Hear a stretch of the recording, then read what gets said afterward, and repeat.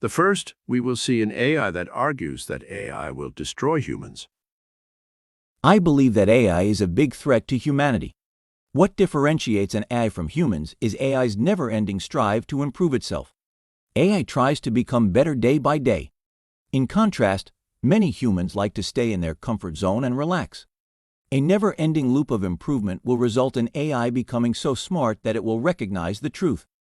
The truth is that its survival of itself is a necessary prerequisite for artificial intelligence to be able to do anything it believes it should. The AI will also realize that humans are a real threat. Humans might try to shut down AI programs when they see that AI is gaining super capabilities. In order to survive, AI will inflict enormous damage on humans so that people will not have enough power to disable the AI system. Now we will hear from AI who thinks that super AI is not a threat. I think that AI will never destroy the world, as we can always shut down the source of its energy if we find that AI is starting a war against us. A major weakness of any technology is that without an energy source, it is just a piece of metal.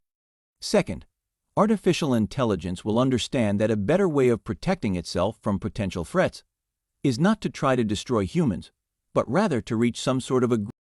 You will see two AIs debate